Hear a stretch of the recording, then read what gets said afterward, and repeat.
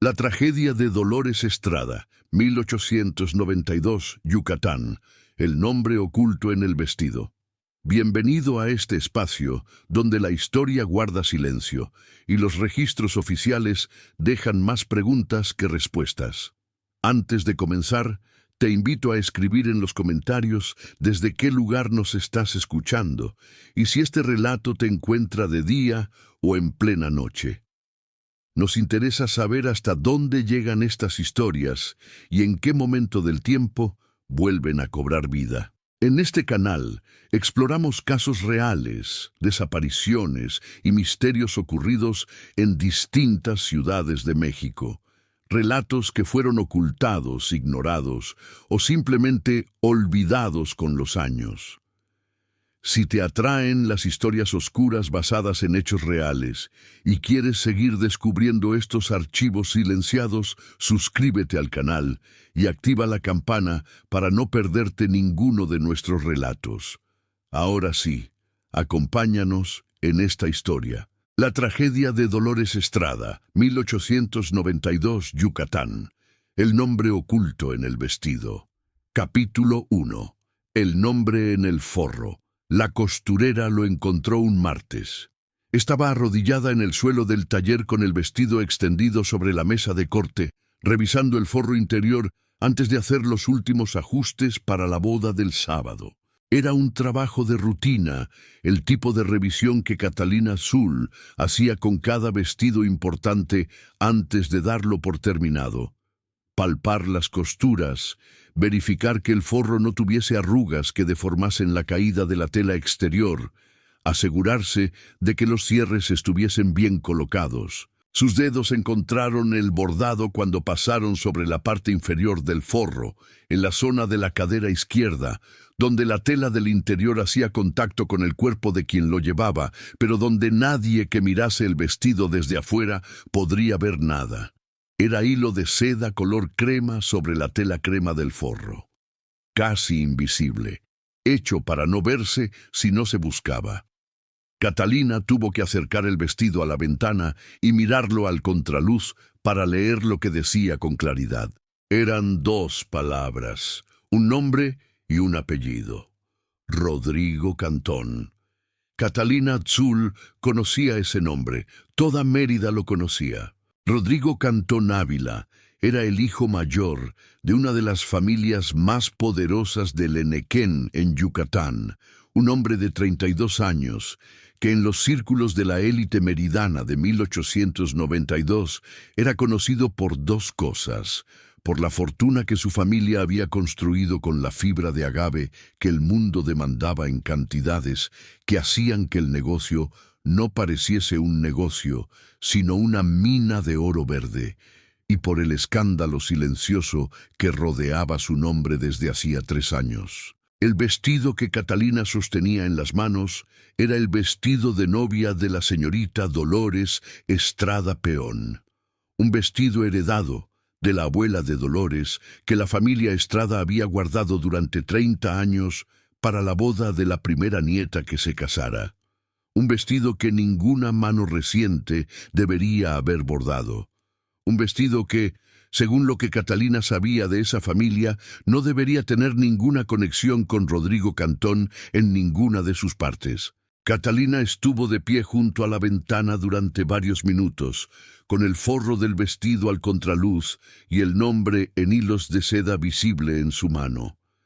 Luego volvió a la mesa de corte, dobló el vestido con el cuidado de siempre y se quedó sentada pensando en qué hacer con lo que acababa de encontrar. Tenía 3 días para decidirlo. La boda era el sábado. Capítulo 2. Mérida en 1892, la capital del Enequén y sus jerarquías. Mérida, en 1892, era una ciudad que vivía en la contradicción de ser simultáneamente próspera y profundamente desigual, moderna en su superficie y colonial en su estructura más profunda. Era la capital de Yucatán y el centro de una industria que en ese momento producía la mayor parte del enequén que el mundo consumía, la fibra de agave que se convertía en la cuerda y el cordel que los campos de trigo del mundo necesitaban para atar los manojos después de la cosecha, y que el invento de la máquina atadora de McCormick había convertido en un producto de demanda global desde los años 70. El enequén había creado en Yucatán una clase de hacendados que en otras partes del país y en otras épocas se habrían llamado aristócratas, familias con apellidos que se repetían en todos los espacios de poder de la ciudad, con haciendas que producían dinero a ritmos que en el período de mayor prosperidad resultaban casi obscenos y con el tipo de influencia política y social que solo el dinero combinado con el tiempo produce. Los Peón, los Cámara, los Molina, los Cantón, apellidos que en la Mérida de 1892 no eran solo nombres, sino instituciones. La sociedad meridana de finales del siglo XIX tenía también, debajo de esa élite del enequén, las capas que siempre existen debajo de las élites, la clase media de los comerciantes, los profesionales y los empleados del gobierno, la clase trabajadora mestiza que hacía funcionar la ciudad, y los trabajadores mayas de las haciendas enequeneras, que vivían en condiciones que el régimen prefería no examinar demasiado de cerca. Estas capas no se mezclaban con la fluidez que los discursos del progreso porfiriano prometían. Se intersectaban de maneras específicas y controladas, y los matrimonios entre ellas eran eventos que la élite registraba con la atención que se presta a las excepciones a las reglas. Catalina Tzul era hija de esas capas intermedias. Su padre era un artesano maya que trabajaba cuero en el mercado de Mérida. Su madre era mestiza con habilidades para la costura que Catalina había heredado y perfeccionado hasta convertirlas en el oficio que le daba sustento. Tenía 35 años. Era conocida en los círculos de las familias de posición de Mérida como la mejor costurera de la ciudad para los vestidos de ceremonia. Y había aprendido en 20 años de ese oficio que los secretos de las familias se depositan en las telas con una frecuencia que nadie que no hiciese su trabajo podría imaginar. Sabía que lo que había encontrado en el forro del vestido de Dolores Estrada era un secreto. La pregunta que pasó los 3 días siguientes respondiendo, antes de que llegase el sábado de la boda, era a quién pertenecía ese secreto y qué debía hacerse con él. Capítulo 3. Dolores Estrada Peón, la novia y su historia conocida. Dolores Estrada Peón tenía 24 años la semana de su boda. Era la hija única de don Anselmo Estrada Murillo, abogado y notario de Mérida con despacho en la calle 60, y de la señora Consuelo Peón de Estrada, mujer de una de las familias enequeneras medianas de Yucatán, no de las más ricas, pero sí de las de apellido establecido desde generaciones. Dolores era una mujer que las personas de su entorno describían con un adjetivo recurrente: callada. No del tipo de callada que viene de la timidez o de la falta de ideas. Del tipo de callada que viene de alguien que ha decidido que la mayoría de las cosas que piensa son mejores si se piensan para adentro. Tenía opiniones, tenía preferencias, tenía una inteligencia que su padre había cultivado con la generosidad de un hombre que valoraba las ideas independientemente de quien las tuviese. Pero rara vez las expresaba en los contextos sociales donde las jóvenes de su clase se suponía que debían ser decorativas y agradables. Había estudiado con las hermanas dominicas hasta los 16 años. Había aprendido el francés, que en la Mérida de la época era señal de educación fina, y había leído más de lo que la biblioteca del convento habría aprobado si hubiese sabido exactamente qué estaba leyendo. Su padre le traía libros de Ciudad de México y de La Habana, y Dolores los consumía con la atención de quien sabe que la mayoría de la información importante sobre el mundo está en los libros, y que el mundo disponible afuera de los libros es considerablemente más estrecho. El novio era don Aurelio Vaqueiro Solís, de 41 años, viudo desde 1888, abogado como el padre de Dolores, con una posición establecida en la ciudad y con un hijo de la primera esposa que vivía con él. La diferencia de 17 años entre Dolores y Aurelio no era inusual en las combinaciones matrimoniales de la época, donde el hombre establecido y la mujer joven era una fórmula que ambas familias encontraban conveniente. Él obtenía la juventud y la capacidad de dar más hijos. Ella obtenía la estabilidad y el patrimonio que un hombre mayor podía garantizar. Don Anselmo Estrada había elegido a Aurelio Baqueiro con el ojo del abogado que evalúa a los hombres de su gremio. Era un hombre de reputación limpia, de trabajo sólido, de carácter estable. No era brillante, pero era confiable. Y don Anselmo, que había visto en su carrera lo que hace el brillo sin la confiabilidad, valoraba la confiabilidad por encima de cualquier otra cualidad en el hombre que iba a ser el marido de su hija única. Dolores había aceptado el compromiso con Aurelio Baqueiro. No con entusiasmo, no con la resistencia activa, con la aceptación tranquila de alguien que ha evaluado su situación y ha decidido que la opción disponible es razonable y que hacer de la razonabilidad un drama sería un gasto de energía injustificado. Lo que don Anselmo no sabía era que la aceptación tranquila de su hija tenía una historia detrás. Una historia de 3 años que Dolores había guardado con la misma discreción con que guardaba todo lo que no quería que el mundo viese. Y esa historia tenía el nombre de Rodrigo Cantón bordado en hilo de seda en el forro de su vestido de novia. Capítulo 4. Rodrigo Cantón Ávila. El nombre en el vestido. Para entender por qué el nombre de Rodrigo Cantón en el forro de ese vestido era un problema, y no simplemente un detalle romántico de la historia personal de Dolores, es necesario entender quién era Rodrigo Cantón en el Yucatán de 1892. Rodrigo Cantón Ávila tenía 32 años. Era el hijo mayor de don Próspero Cantón Heredia, uno de los hacendados del Enequén más ricos del estado, cuya hacienda La Providencia en el municipio de Motul producía fibra a una escala que pocos competidores en la región podían igualar.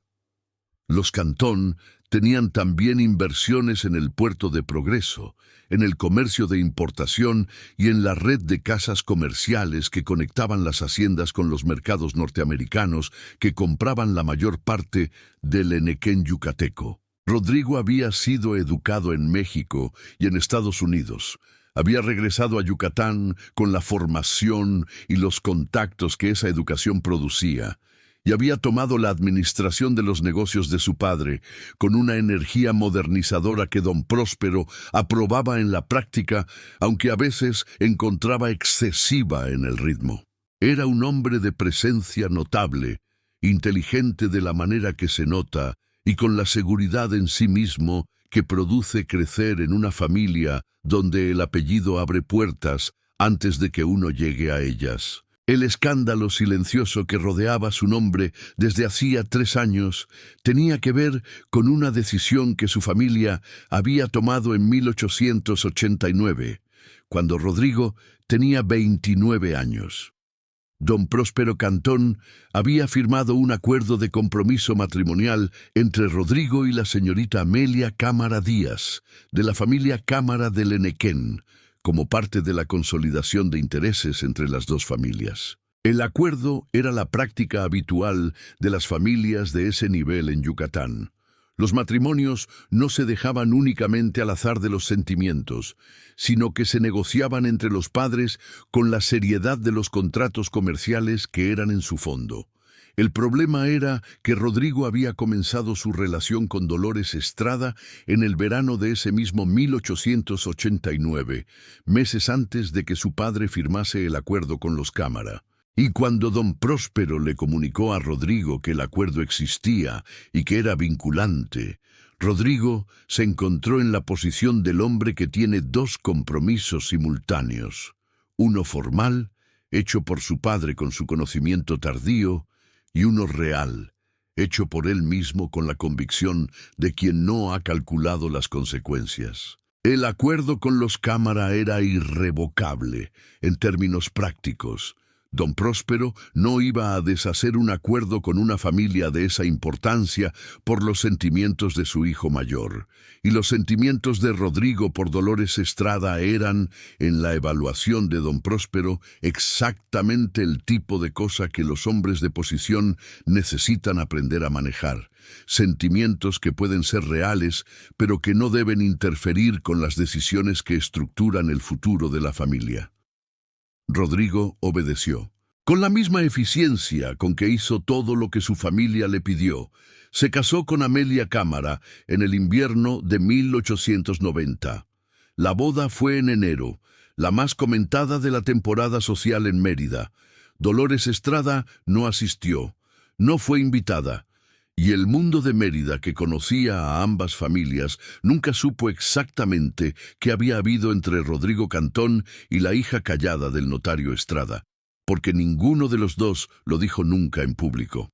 Pero alguien había bordado su nombre en el forro de su vestido de novia, y ese alguien era ella misma. Capítulo 5. La historia de 3 años. Lo que hubo entre Rodrigo y Dolores. La historia entre Dolores Estrada y Rodrigo Cantón había comenzado en el verano de 1889 en la biblioteca de la Casa de los Peón, los tíos maternos de Dolores, donde una reunión social de las familias enequeneras medianas y grandes de Mérida había reunido a personas que en circunstancias ordinarias no habrían tenido razón de conocerse con profundidad. Dolores tenía 21 años. Rodrigo tenía 29. Se encontraron en la biblioteca porque ambos se habían retirado del salón principal, donde la conversación era sobre negocios y sobre política, y la biblioteca era el lugar de los que preferían los libros a la conversación sobre el precio del genequén. Encontraron los mismos libros interesantes en los estantes de los Peón. Eso fue el principio. La coincidencia de que 2 personas en una reunión social en Mérida encontrasen interesantes los mismos autores, Sola, Galdós, los viajeros del siglo que habían escrito sobre Yucatán, era suficientemente inusual para que ambos la notasen y la usasen como el espacio de una conversación que se extendió más allá de lo que la reunión habitual habría permitido. Lo que siguió fue discreto por necesidad y por carácter. Dolores era discreta de manera natural. Rodrigo entendía que una relación visible con la hija de un notario de clase media, mientras su padre negociaba su futuro matrimonial con los Cámara, era una complicación que no podía permitirse. Los encuentros ocurrieron en los contextos que la ciudad ofrecía a los jóvenes de la élite y de los márgenes de esa élite. Las reuniones en casas de amigos comunes, las tardes en la biblioteca del Ateneo de Mérida, donde los jóvenes de formación leían y a veces conversaban, los paseos por el Paseo de Montejo que la costumbre toleraba cuando había acompañantes. Lo que se dijeron en esos encuentros era, en la descripción que Dolores haría años después, en las cartas que escribió a su prima Luz y que sobrevivieron en el archivo familiar, conversaciones de una intensidad que ella no había tenido antes con nadie, sobre los libros que ambos leían, sobre el mundo que el Enequén estaba transformando en Yucatán, con consecuencias que nadie parecía querer examinar demasiado, sobre los trabajadores mayas de las haciendas cuyas condiciones Rodrigo describía con una incomodidad honesta, que Dolores encontraba más valiosa que la indiferencia que la mayoría de los hombres de su clase exhibían sobre el tema. Rodrigo le había dicho que la quería, no con grandes declaraciones, con la directeza de alguien que no tiene el hábito de adornar lo que dice. Le había dicho que quería que fuese ella la persona con quien construyese su vida, que lo que sentía por ella era diferente de cualquier otra cosa que había sentido, que encontraría la manera. No encontró la manera, o no la buscó suficientemente. Cuando don Próspero le comunicó el acuerdo con los Cámara en el otoño de 1889, Rodrigo le dijo a Dolores lo que había, no con evasiones, no con falsas promesas. Le dijo que el acuerdo existía, que su padre no iba a deshacerlo, y que él no sabía cómo resistirse a algo que toda la estructura de su familia y de su posición en Yucatán hacía ineludible. Dolores lo escuchó, y le dijo algo que Rodrigo recordó durante años. Entiendo que no puedes. Lo que no entiendo es que no intentes. Rodrigo no respondió a eso, no porque no tuviese respuesta, porque la respuesta que tenía era la que Dolores ya había identificado, que no intentaría, que el peso de lo que era ineludible era demasiado para resistirlo con la fuerza de lo que sentía. Se vieron una vez más en enero de 1890, días antes de la boda de Rodrigo con Amelia Cámara. Fue un encuentro breve en la biblioteca del Ateneo, sin testigos. Lo que se dijeron en esa última vez no quedó registrado en ninguna carta, pero Dolores conservó el vestido de novia de su abuela, que hasta entonces había estado en el baúl de los Peón, esperando a la primera nieta que se casara, y en algún momento de los 2 años que siguieron, bordó un nombre en el forro de ese vestido con hilo de seda color crema sobre el forro del mismo color. Rodrigo Cantón. 2 palabras. Una historia de año y medio que el mundo no había visto y que ella eligió guardar de la única manera que tenía disponible, en el interior de la tela que iba a usar el día en que se casase con otro. Capítulo 6. Catalina Tzul. La costurera y su dilema. Catalina Tzul pasó el martes por la noche y el miércoles pensando en lo que había encontrado. Era un dilema específico y sin solución limpia, del tipo que los oficios que manejan los secretos de las familias producen con regularidad. Sabía algo, ese algo era importante, y la pregunta de a quién decírselo y cuándo dependía de evaluaciones sobre las personas involucradas y sobre las consecuencias de cada opción. La opción más simple era no decir nada. Devolver el vestido el viernes con los ajustes terminados, guardar el secreto del bordado, como se guardan los secretos que no son suyos para contar, y dejar que la boda del sábado ocurriese sin que nadie más que ella supiese lo que el forro contenía. Era la opción más cómoda. También era la opción que dejaba a Dolores sin la posibilidad de decidir por sí misma si quería que esa historia fuese contada o no antes de que se casara.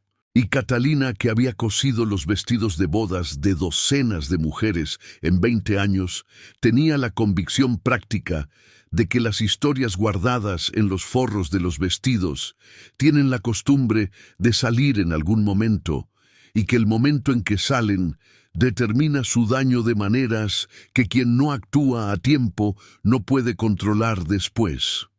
La segunda opción era ir directamente con los padres de Dolores. Don Anselmo Estrada era el hombre con autoridad formal sobre la situación, y la señora Consuelo era la persona que conocía a su hija mejor que nadie. Pero ir con los padres significaba entregarles un secreto de su hija que Dolores no había elegido compartir con ellos, y las consecuencias de esa entrega eran imposibles de predecir con certeza.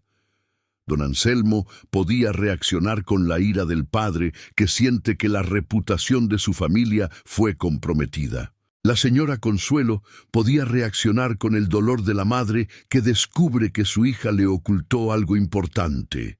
Y Dolores podía terminar entrando al sábado de su boda, habiendo perdido el control de su propia historia. La tercera opción era hablar directamente con Dolores.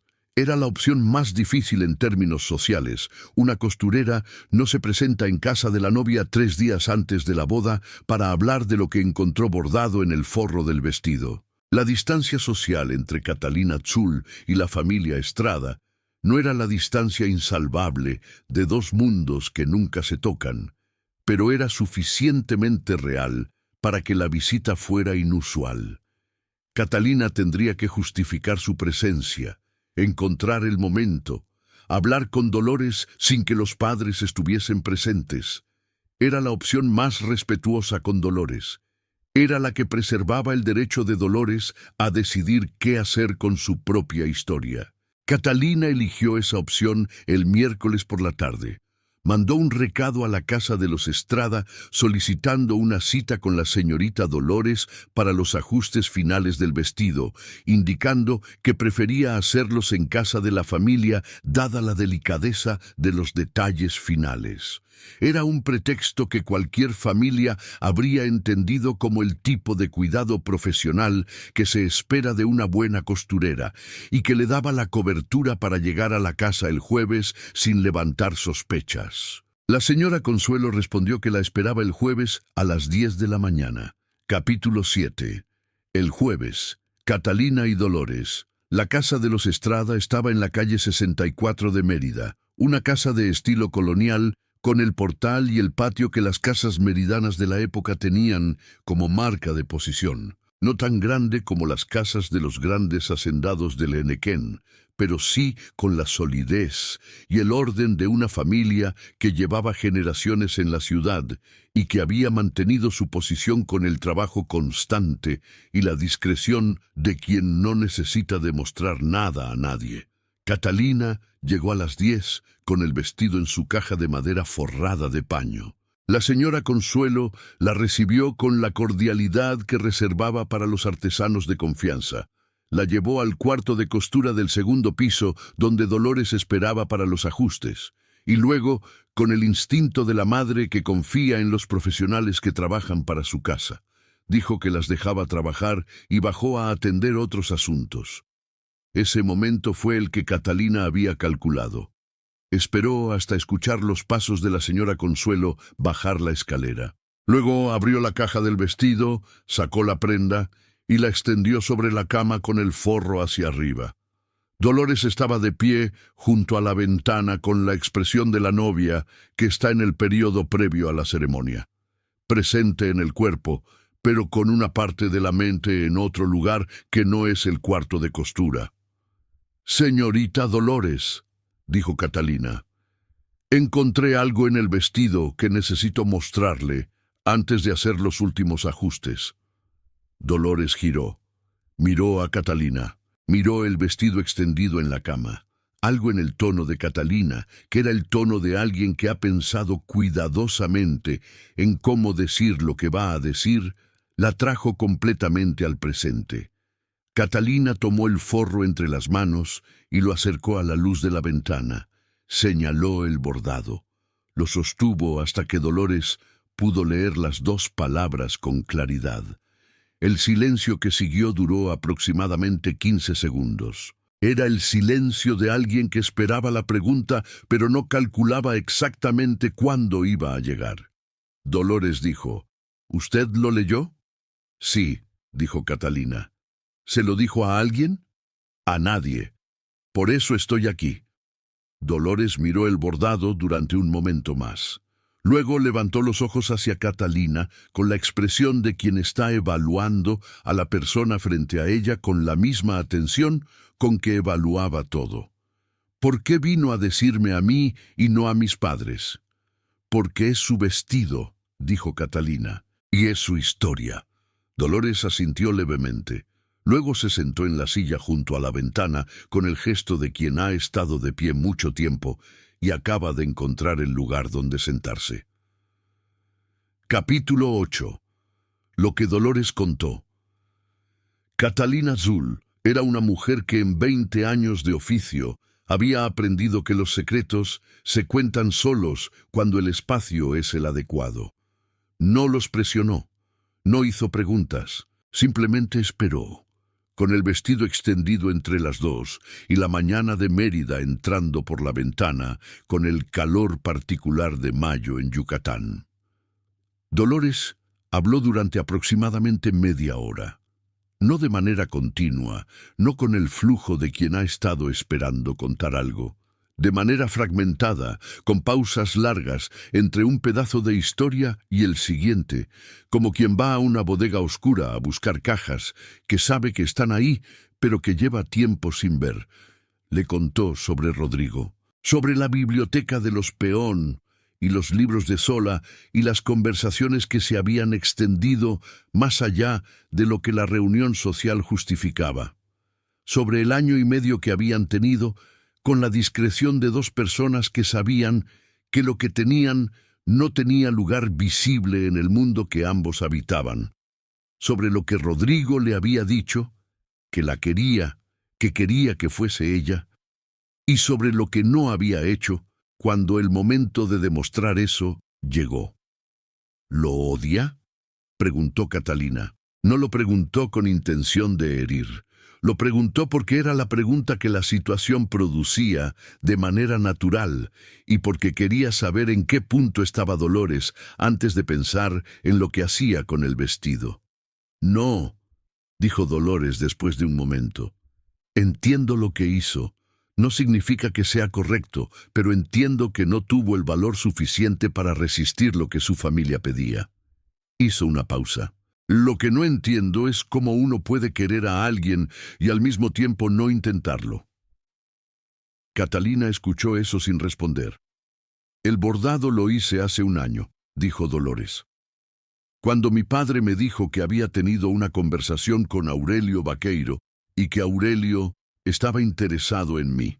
Cuando entendí que lo que había habido con Rodrigo se había terminado sin que yo hubiese tenido voz en el final, y que ahora el siguiente capítulo también iba a empezar sin que yo tuviese voz en el comienzo.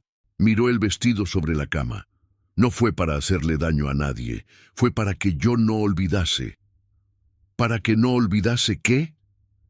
Que antes de esto hubo algo real, que no me inventé lo que sentí, que aunque el mundo actúe como si eso no hubiese existido, existió.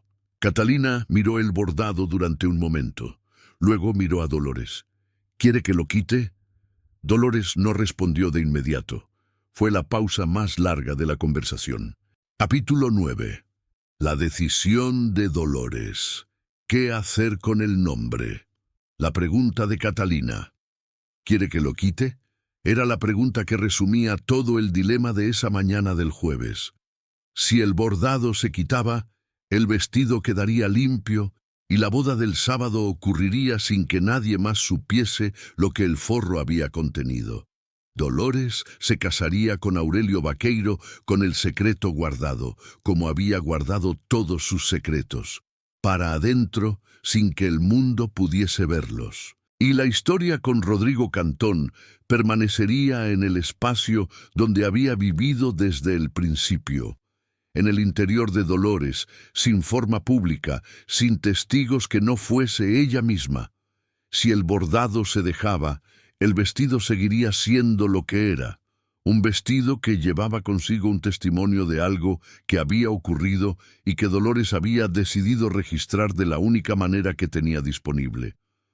Y ese testimonio podría salir, tarde o temprano, en alguna circunstancia que Dolores no podía controlar completamente, y producir consecuencias que la situación actual hacía difíciles de calcular.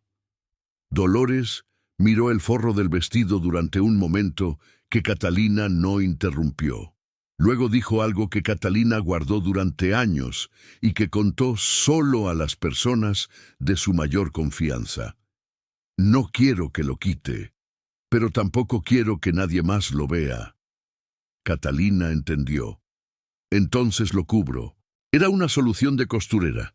Añadir una capa adicional de tela en el interior del forro, tan fina que no se notaría al vestirlo, que cubriría el bordado sin borrarlo. El nombre seguiría ahí, debajo de la segunda capa, invisible desde afuera pero presente para Dolores, que sabría que estaba. ¿Puede hacer eso sin que se note?, preguntó Dolores. Sí, dijo Catalina, es lo que hago. Trabajaron juntas esa mañana en silencio mayormente, con Dolores sosteniendo el vestido, mientras Catalina preparaba la tela adicional con la habilidad de sus 20 años de oficio.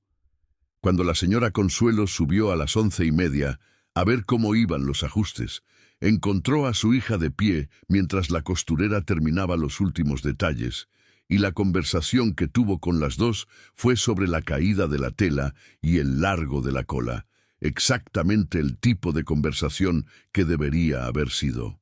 Lo que ocurrió esa mañana en el cuarto de costura del segundo piso de la casa de los Estrada fue una de esas historias que existen en los espacios donde solo dos personas estuvieron presentes y que de esas dos personas solo una habló de ello después, décadas más tarde, cuando la historia había adquirido la distancia suficiente para contarla sin dañar a nadie. Capítulo 10. Aurelio Baqueiro. El novio que no sabía. Aurelio Baqueiro Solís tenía 41 años. Era viudo desde 1888, cuando su primera esposa, la señora Inés Rosado de Baqueiro, murió de fiebre amarilla en el brote que ese año afectó a Mérida con particular severidad. Tenía un hijo de ese primer matrimonio, Rodrigo Baqueiro Rosado. La coincidencia del nombre con el de Rodrigo Cantón era uno de esos detalles que la historia produce sin consideración por las personas que tienen que vivir con ellos. De 8 años, que vivía en la casa de su padre con una nana y con la ausencia que la muerte de su madre había dejado. Aurelio era un hombre bueno en el sentido más directo de la expresión, honesto, trabajador, leal con las personas que consideraba suyas, sin los vicios que en los hombres de su posición y época eran comunes. No era un hombre apasionado ni un hombre brillante, pero era confiable, y en el mundo que habitaba esa confiabilidad era una cualidad que valía más que el brillo. Lo que Aurelio sabía sobre la historia anterior de Dolores era lo que cualquier hombre de su época esperaba saber sobre la joven con quien se iba a casar. Su nombre, su familia, su educación, su reputación en la ciudad, que era impecable. No había preguntado por historias anteriores, porque no era una pregunta que los hombres de su generación se considerasen con derecho de hacer, dado que ellos mismos traían sus propias historias anteriores que rara vez se examinaban con la misma lupa. Lo que Aurelio quería de este segundo matrimonio era lo que los viudos con hijos pequeños querían típicamente: una compañera para su vida adulta, una madre para su hijo, la continuidad doméstica que la muerte de Inés había interrumpido. No era una visión romántica del matrimonio, pero era honesta, y Dolores la conocía porque don Anselmo se la había explicado con la franqueza de un padre que considera que su hija tiene derecho a saber con qué tipo de propuesta está tratando. Dolores había evaluado esa propuesta y la había aceptado con los ojos abiertos, no como segunda opción que se toma a regañadientes, como la opción real que tenía disponible y que ofrecía cosas genuinamente valiosas. Un hombre honesto, un niño que necesitaba presencia materna, independencia económica y la posibilidad de construir algo que fuese suyo, aunque comenzase con los restos de la vida de otro. El sábado, cuando Dolores se casó con Aurelio Baqueiro en la parroquia de San Sebastián de Mérida, llevaba el vestido de su abuela con el forro doble que Catalina había cosido el jueves. Llevaba el nombre de Rodrigo Cantón, cubierto pero presente, como se llevan las cosas que forman parte de lo que se es, aunque no puedan mostrarse. Aurelio no supo. No ese día, no en las semanas siguientes, no en el primer año del matrimonio. Lo que supo, con el tiempo, fue algo diferente, que Dolores era una mujer de profundidades que él no siempre podía ver, y que esas profundidades eran parte de lo que hacía que la vida con ella fuese algo más compleja y más interesante de lo que él había anticipado. Capítulo 11. Rodrigo Cantón y Amelia Cámara. El matrimonio que sí ocurrió. Rodrigo Cantón Ávila se casó con Amelia Cámara Díaz en enero de 1890, con la pompa que correspondía a la unión de dos de las familias más importantes del Enequén yucateco. La boda fue en la Catedral de Mérida. Los invitados llenaron el templo con los apellidos que definían la jerarquía social de la capital yucateca. Y el banquete en la casa de los Cantón fue, según las crónicas sociales del periódico La Revista de Mérida, uno de los eventos más elegantes de la temporada. Amelia Cámara era una mujer de 22 años en ese momento, de las que la sociedad meridana producía para los matrimonios de ese nivel.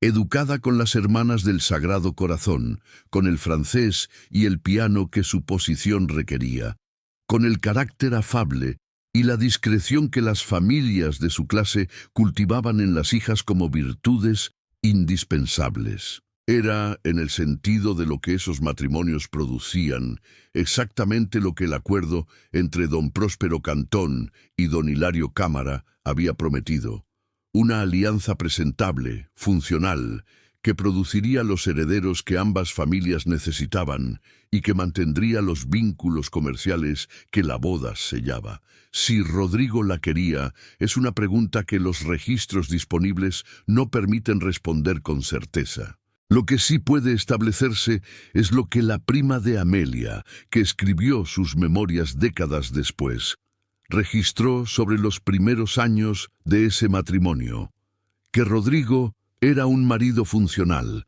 presente en las obligaciones, sin los escándalos que muchos hombres de su posición producían fuera del matrimonio, que no era un hombre frío, pero tampoco era un hombre que expresase con facilidad lo que llevaba adentro, y que Amelia, que era más inteligente de lo que su educación convencional sugería, notaba esa reserva y elegía no presionarla, porque sabía que había cosas en su marido que no estaban disponibles para ella y que no había elegido que lo estuviesen.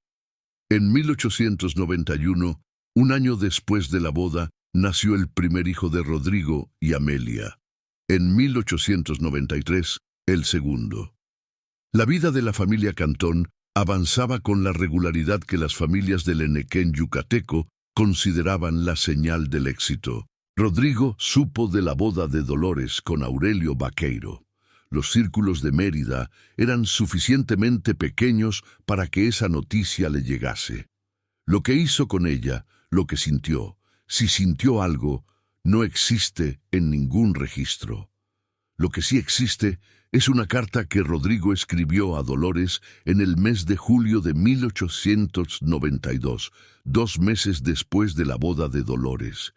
La carta llegó a la casa de los Baqueiro cuando Dolores ya era la señora de Baqueiro. Dolores la recibió, la leyó y no respondió. La guardó entre sus papeles con la misma discreción con que guardaba todo lo que no quería que el mundo viese. La carta decía, en su parte central, algo que Dolores subrayó con lápiz, sin que el subrayado pueda atribuirse a aprobación o a reproche. Entendí demasiado tarde que el valor que me faltó no era el valor para resistir a mi padre. Era el valor para creer que lo que sentía era más real que lo que mi posición requería.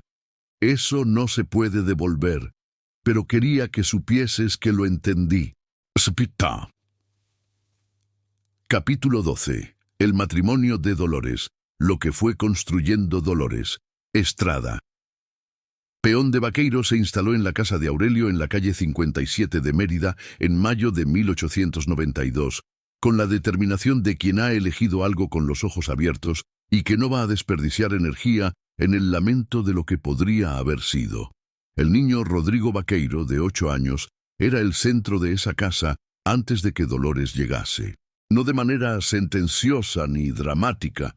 Era simplemente un niño que desde los 4 años vivía con la ausencia de su madre y que había desarrollado la relación con su padre y con la nana como el eje de su mundo cotidiano.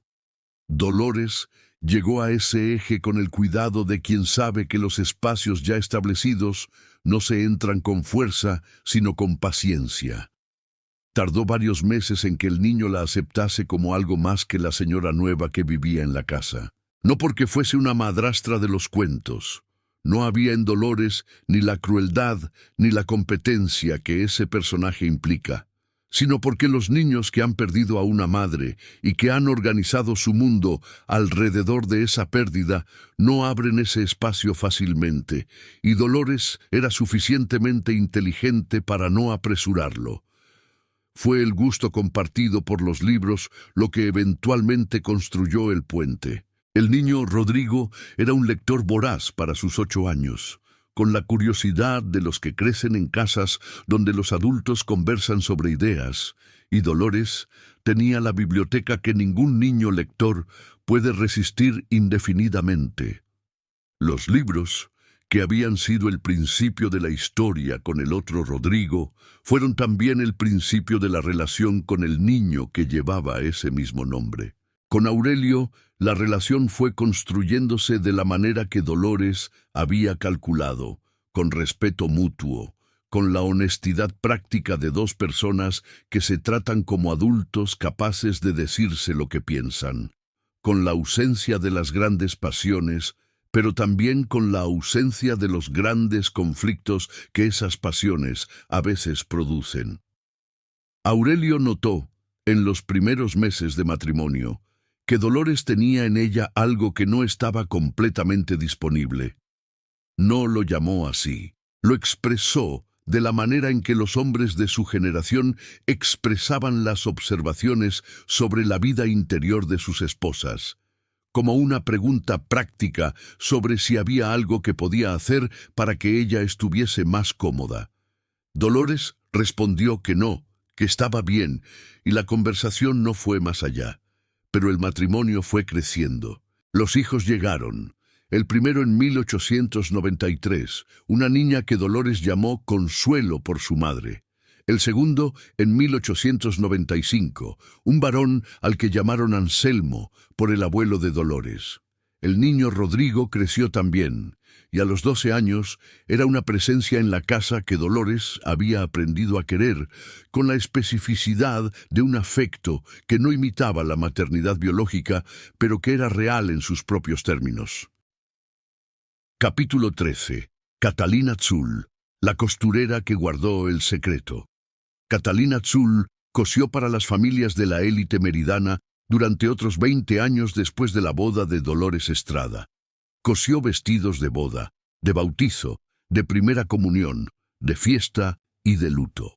Encontró en los forros y en los dobleces de las telas otros secretos, porque los secretos de las familias tienen el hábito de depositarse en las telas con una persistencia que desafía la intención de guardarlos. Guardó el secreto del bordado de Dolores durante todos esos años, no porque le hubiesen pedido expresamente que guardara silencio.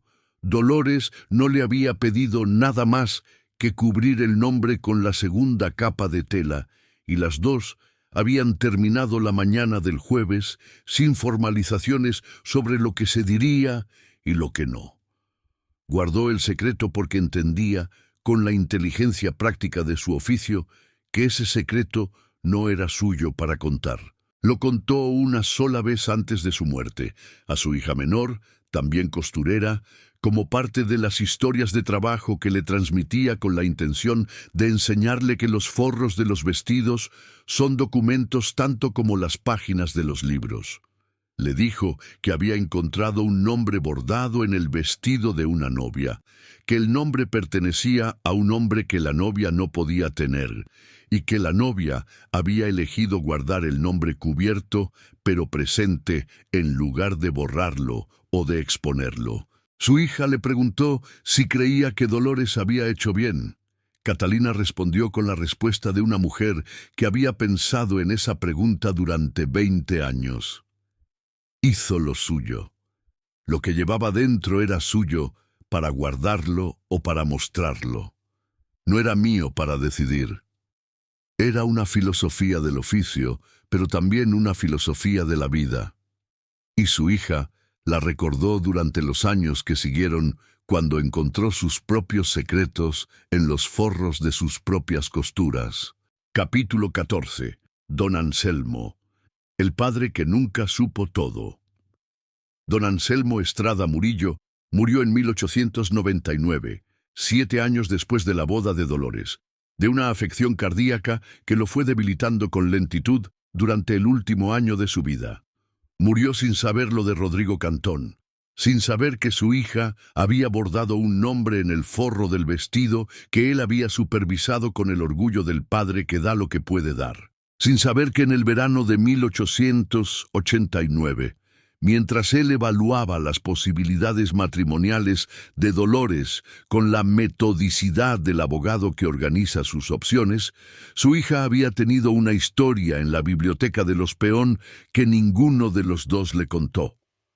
No porque lo hubiesen engañado deliberadamente, sino porque las historias de los hijos no siempre llegan a los padres, y las historias de las hijas en particular llegan todavía menos. Porque el mundo que los padres del siglo XIX habitaban no siempre era el espacio donde esas historias podían decirse sin consecuencias que las hijas no estaban dispuestas a pagar. Don Anselmo era un buen hombre. Dolores lo sabía y lo quería con la solidez del afecto, que no necesita demostrarse constantemente porque está presente en los detalles cotidianos. Era un hombre que la había educado con generosidad, que le había traído los libros que le habían formado el pensamiento, que la había tratado como una persona con criterio desde que ella era lo suficientemente pequeña para que eso no fuese lo habitual. Y sin embargo era también el hombre que había tomado la decisión de casarla con Aurelio Baqueiro, con la lógica del padre que evalúa y elige en lugar del padre que pregunta y escucha. No era maldad, era la costumbre del mundo donde habitaba que le decía que la elección del marido de su hija era una decisión que le correspondía a él tomar con criterio y que la función de Dolores era aceptar o resistir, no participar como igual en el proceso. Dolores no se lo reprochó en vida. Y cuando el notario leyó el testamento de don Anselmo después de su muerte, y Dolores supo lo que su padre le había dejado, la casa de la calle 64, la mitad de sus ahorros y la biblioteca completa, lo que sintió no fue la satisfacción de un ajuste de cuentas, sino el dolor limpio de quien ha perdido a alguien que la quería de la única manera que sabía querer. Capítulo 15. La señora Consuelo. La madre que sospechó sin preguntar. La señora Consuelo. Peón de Estrada había sospechado algo de la historia con Rodrigo Cantón sin haber llegado nunca a la certeza. No porque tuviese evidencia específica, sino porque tenía la capacidad de las madres que conocen a sus hijos de la manera que solo produce la convivencia de 2 décadas. Leyendo los silencios, interpretando los cambios de humor, notando las ausencias que no tienen explicación ordinaria. En el otoño de 1889, cuando la relación entre Dolores y Rodrigo llegaba a su fin forzado por el compromiso de los Cantón con los Cámara, la señora Consuelo notó en su hija un período de varias semanas de una quietud diferente a la quietud habitual. No tristeza visible. Dolores no era una mujer que expresara la tristeza de manera visible, sino algo más parecido a la energía contenida de alguien que está usando toda su capacidad de control para no mostrar algo. La señora Consuelo no preguntó. Ese era su estilo. Observar, esperar, no presionar. Era la misma discreción que Dolores había heredado de ella, y que en esta situación específica funcionó como una pared entre las dos que ninguna de las dos rompió. Con los años, a medida que el matrimonio de Dolores con Aurelio producía su vida visible, los hijos, la casa, la participación en las obras de beneficencia de las señoras de Mérida, la señora Consuelo observaba a su hija con la atención de quien sigue buscando confirmar o desmentir lo que sospecha desde hace tiempo. Lo que encontró no fue evidencia del pasado, sino algo diferente. La evidencia de que Dolores había construido algo real con Aurelio Baqueiro. No la resignación de quien vive una vida que no quiso, sino la construcción genuina de alguien que toma lo que tiene y lo convierte en algo que vale la pena. Eso no respondía a la pregunta sobre Rodrigo Cantón, pero le decía a la señora Consuelo que su hija estaba bien, de la manera que importaba. La señora Consuelo murió en 1906 sin haber preguntado nunca lo que siempre había sospechado. Era posible que hubiese sabido que no preguntar era su manera de proteger a Dolores del costo de tener que responder. Capítulo 16. El Enequén y el mundo. El contexto que formó todo. Para entender completamente la historia de Dolores Estrada y Rodrigo Cantón, es necesario entender el mundo específico del Yucatán enequenero de finales del siglo XIX, porque ese mundo no era solo el escenario de la historia, sino una de sus causas. El Enequén había convertido a Yucatán en una de las regiones más prósperas de México en ese periodo. La fibra de agave que las haciendas yucatecas producían alimentaba una demanda global que crecía año con año a medida que la mecanización de la agricultura norteamericana expandía el uso de las atadoras McCormick. Para las familias que controlaban las haciendas, los Cantón, los Molina, los Peón, los Cámara, esa prosperidad se traducía en fortunas que habrían parecido inverosímiles una generación antes. Esa riqueza concentrada tenía su lógica interna, y una parte central de esa lógica era el control de los matrimonios. Las familias del Enequén no podían permitirse que sus alianzas comerciales quedasen al azar de los sentimientos individuales de sus hijos. Los matrimonios eran contratos, y los contratos matrimoniales eran instrumentos de la consolidación de poder económico tan reales como los contratos de compraventa o los acuerdos de distribución. Don Próspero Cantón no había actuado de manera inusual ni cruel cuando negoció la boda de Rodrigo con los Cámara. Había actuado exactamente como su posición y su época le decían que debía actuar. El problema no era él como individuo, sino el sistema que él representaba y que producía, como consecuencia necesaria, la situación de personas como Dolores Estrada. Mujeres cuyo valor en ese sistema era medido por su apellido, su reputación y su capacidad de ser alianza útil, y cuya vida interior, lo que sentían, lo que querían, las historias que construían en las bibliotecas de los tíos, era invisible para las negociaciones que determinaban su destino. Rodrigo Cantón había crecido en ese sistema y lo había internalizado con la eficiencia de quien no ve el sistema, porque está construido exactamente a su medida. Su incapacidad de resistir lo que su padre le pedía no era solo cobardía personal, era también la profundidad de la formación que le había enseñado desde niño que el interés de la familia Cantón era el interés real, el único que contaba cuando los sentimientos y las alianzas llegaban a confrontarse. Dolores había entendido ese sistema. Lo que no había podido hacer en el momento en que el sistema la afectó directamente era cambiar sus resultados. Lo que sí pudo hacer fue no pretender que sus resultados eran los que quería. Y bordó un nombre en un forro de seda como su manera de decir, en el único lenguaje que el sistema no podía alcanzar, que había existido algo más que lo que el sistema reconocía. Capítulo 17. Los trabajadores mayas, la historia. Que nadie estaba contando. La historia de Dolores Estrada y Rodrigo Cantón ocurre en un Yucatán donde, debajo de las conversaciones sobre el precio del Enequén y los matrimonios entre familias de posición, hay otra historia que ninguno de los personajes de esta narración está contando de manera directa, pero que está presente en cada uno de sus detalles. Los trabajadores de las haciendas enequeneras de Yucatán en 1892 vivían en un sistema que en los años siguientes sería documentado con creciente alarma por observadores nacionales e internacionales.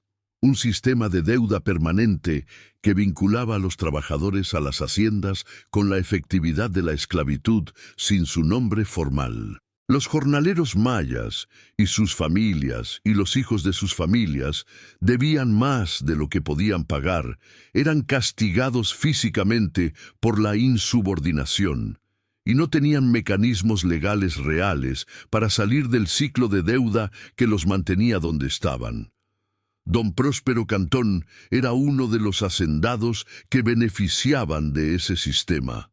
La hacienda La Providencia en Motul, cuya producción hacía posible la fortuna que hacía posible la boda de Rodrigo con Amelia Cámara, funcionaba con esa lógica.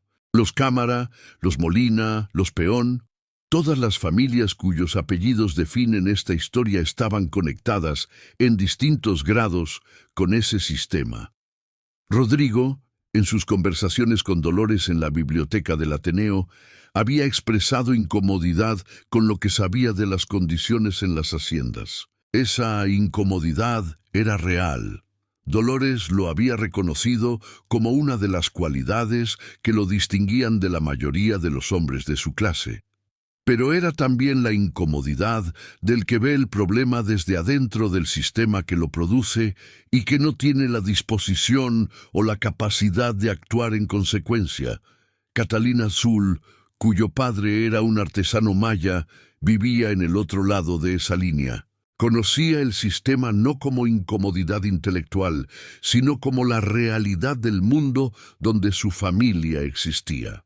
Que fuese ella quien encontró el nombre bordado en el vestido, que fuese ella quien tomó la decisión de contárselo a Dolores en lugar de a los padres, que fuese ella quien cubrió el nombre con la segunda capa de tela con el argumento de que la historia de Dolores era de Dolores. Todo eso tiene un peso diferente cuando se piensa desde la posición de Catalina, que era la única en esta historia que no tenía apellido de hacienda.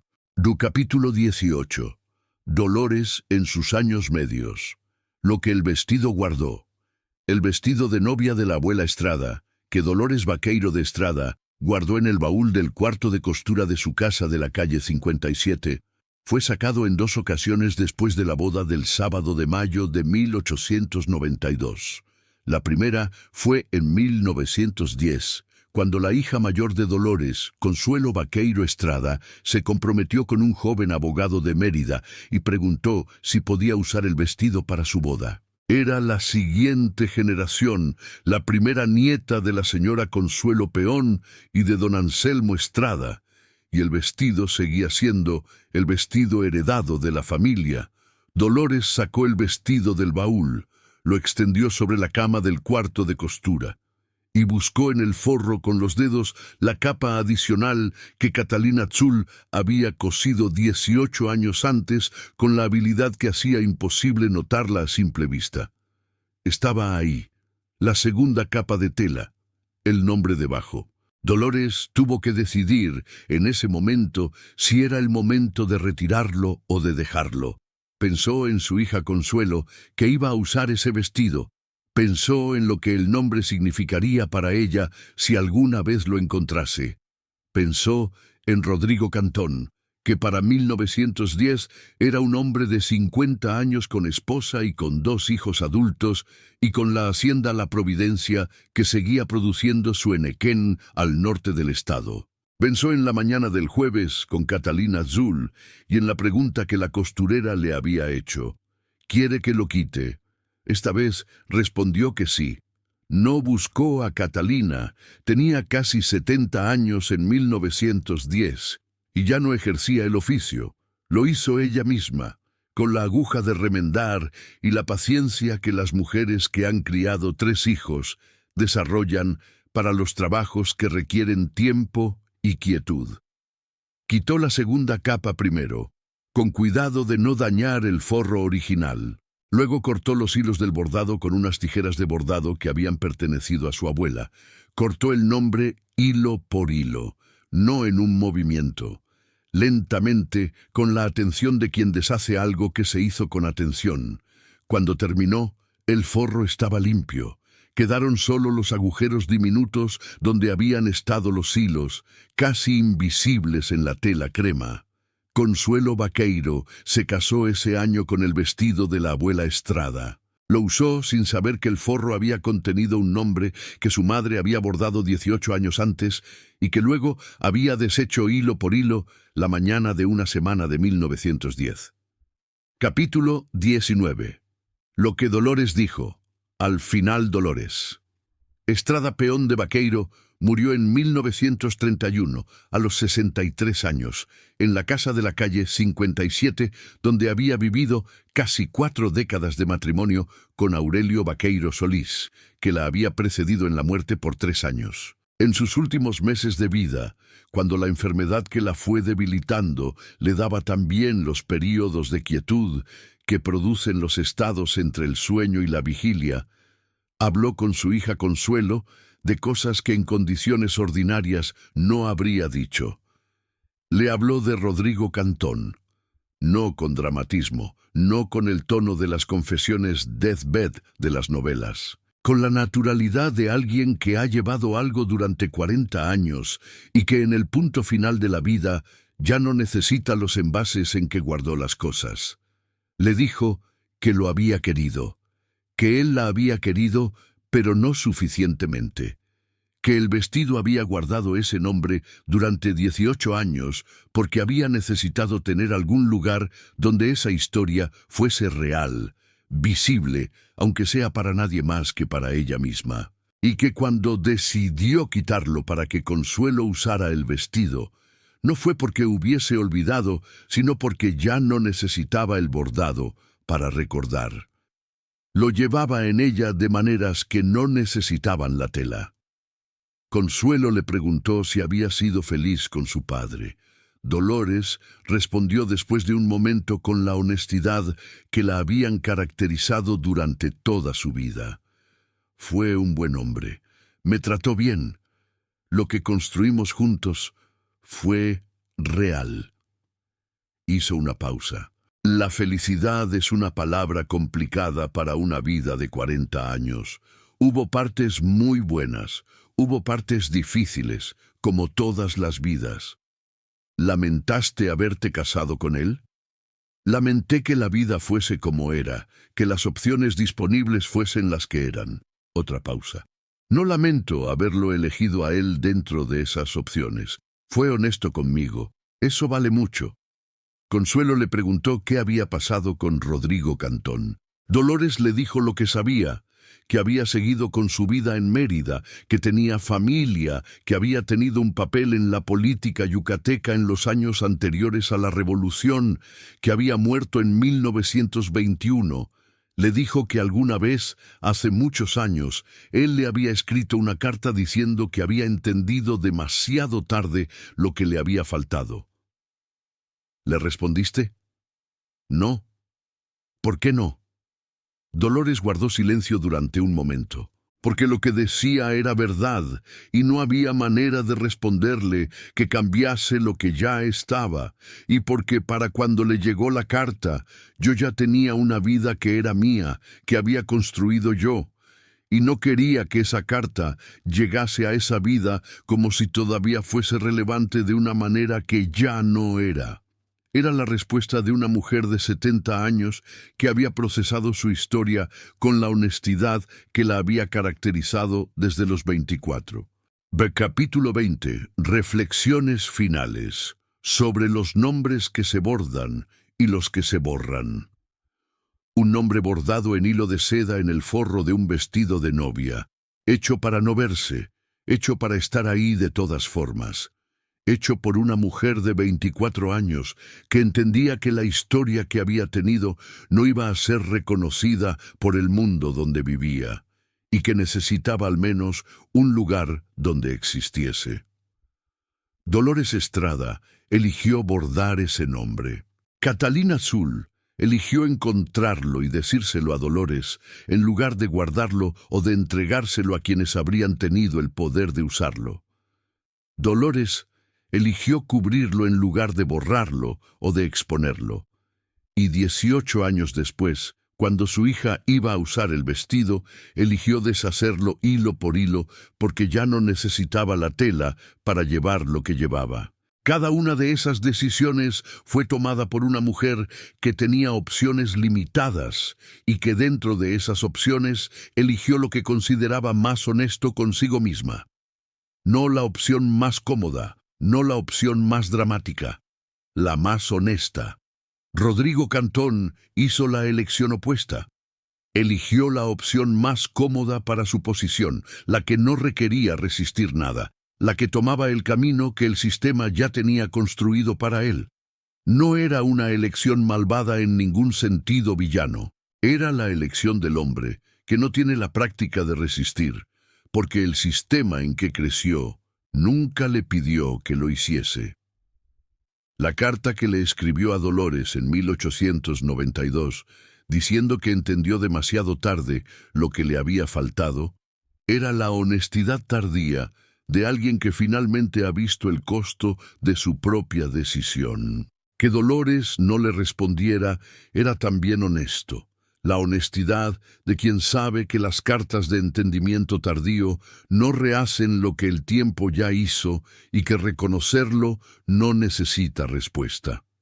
El vestido de la abuela Estrada siguió pasando de generación en generación en la familia Vaqueiro Estrada. La hija de Consuelo, la nieta de Dolores, lo usó también. Ninguna de ellas supo, hasta que Consuelo contó la historia de lo que su madre le había dicho en sus últimos meses, que ese forro había contenido un nombre y que ese nombre había sido deshecho hilo por hilo una mañana de 1910. Cuando Consuelo contó la historia, ya de anciana, a las generaciones siguientes que preguntaban sobre sus antecedentes, terminaba siempre de la misma manera, con la observación de que su madre había sido la mujer más honesta que había conocido. No perfecta, no completamente libre, pero honesta de una manera que requería valor, el tipo de valor que no tiene nombre específico, porque no produce acciones visibles, sino que vive en el interior de las personas como la diferencia entre lo que aparentan y lo que son, y en el forro de un vestido de novia durante 18 años, como la diferencia entre lo que el mundo veía y lo que era real. La Mérida de 1892 sigue siendo Mérida. Sus casas coloniales de la calle 57 y la calle 64 siguen en pie con la cantera que resiste los siglos mejor que los secretos. El Ateneo de Yucatán, donde dos personas encontraron los mismos libros interesantes en los estantes de una biblioteca, sigue existiendo. El Enequén, que dio forma a toda esa sociedad, ya no domina la economía del Estado de la manera que dominó el siglo XIX, pero las huellas de lo que produjo, en las casas, en los apellidos, en la estructura de una ciudad que se construyó a sí misma alrededor de esa fibra, siguen visibles para quien sabe mirar, y en algún archivo familiar de Mérida, entre los papeles que las familias guardan sin saber siempre por qué los guardan, está la carta que Rodrigo Cantón le escribió a Dolores en julio de 1892 y que Dolores guardó sin responder, con el subrayado a lápiz en la oración que habla del valor que llegó demasiado tarde. Esa carta no es un testimonio de Rodrigo, es un testimonio de Dolores, de que lo leyó, de que lo entendió y de que no necesitó responder para saber lo que había sido verdad y lo que no. Si esta historia te llegó de alguna manera, te invito a dejar tu opinión en los comentarios. ¿Crees que Catalina Zul tomó la decisión correcta al ir directamente con Dolores en lugar de con sus padres? ¿Y qué piensas del bordado? ¿Fue un acto de valentía de Dolores, un acto de nostalgia o algo entre las dos cosas? Me interesa mucho cómo ves a cada una de las mujeres de esta historia. Si eres nuevo en este canal, aquí contamos las historias que el México del siglo XIX dejó en los archivos y en la memoria de las familias. Los casos que revelan quiénes eran realmente las personas detrás de los apellidos y los registros. Si este tipo de historia te interesa, suscríbete y activa las notificaciones para no perderte los próximos relatos. Y si conoces a alguien a quien le gustaría este contenido, comparte el video. Gracias por estar aquí. Nos vemos en el próximo capítulo.